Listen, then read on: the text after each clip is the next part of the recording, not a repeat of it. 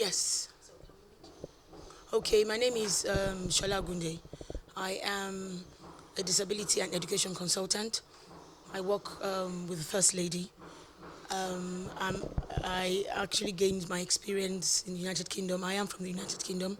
I'm also the founder of Justice Place Foundation, which is a foundation that works with families and children with special needs, especially autism. So we're like a voice for those families and children in the UK and in Nigeria. Okay, can I just say that Her Excellency Mrs. Bamdele Abiodun is passionate about our children with special needs. She believes that no child should be left behind. She believes that every stone should not be left unturned to see how we can actually facilitate the learning of these children. So myself and her share the same passion. I have been involved in teaching, mentoring teachers and training teachers for I would say, well, I've been teaching for 22 years and I've been in senior management for 16 of those years. So I mentor and I train teachers. And on top of that, I'm also, like I said, I'm a disability consultant. I'm a consultant with the National Autistic Society. And on top of that as well, I also have a son who's got special needs. So it's a matter of when you find two people who are like-minded, then you tend to want to work together. I'm also passionate about my state. I am from Ogun State. And, my mom is from Ilishon and my dad is from Abeokuta. And I believe that Ogun State can actually be a pace setter for what we do for our children with special needs. Yes, we know we have some issues within the mainstream schooling as well. But let's face it, it's our children with special needs that tend to be the ones that are forgotten. So we're quite excited about what we're doing, and this is just the beginning. It's a 4-day training. Yes. So can you tell us your expectations at the end of the training? Well, it's a 3-day training in a sense. The first day was yesterday, where we had the sensitization program, where we kind of raised awareness about disability. We asked some serious important questions. We invited over 1,000 people to understand what disability means, and we addressed stigmatization and the problems that the children face and the families face and what the government can do. So that was yesterday. Today and tomorrow. And today and tomorrow we have 2 workshops. And then on the 4th day, we have a meeting with policymakers. So you were asking about what my expectations are. My expectation is that the people, the delegates that actually come to this session would adapt their teaching.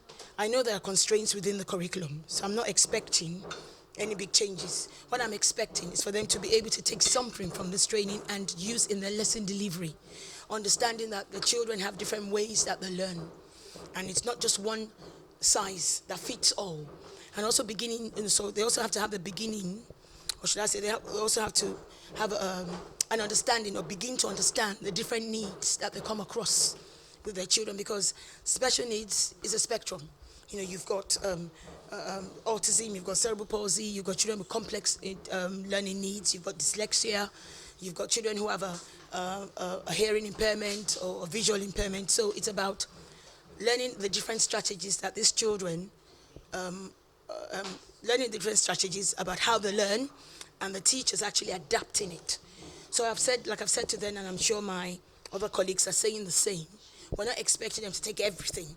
We're expecting them to be able to adapt their teaching, and this will just be the beginning of it. There'll be visits to schools to see how the strategies are implemented and how we can focus on some of the strategies that we've mentioned today, how we can actually further develop that. Okay, aside from teachers, do you have any facilities on ground for those caregivers? Do we have any? What they are going through? So do I have any? Do your organization have any facilities or any provisions for them to utilize and to make use of as in what they have learned from? Yes, what we have understudies. So this is not people coming from the United Kingdom, bringing that whole wealth of knowledge, and using it for 4 days and then going back. We have. I mean, before I came down, I did some research. So I've been to schools in Ogun State. I've been to special needs schools in Ogun State. I've met with heads of schools. I've met with teachers. We've looked at, had a good assessment of what their needs are, so that I could report that to my team. So you've got.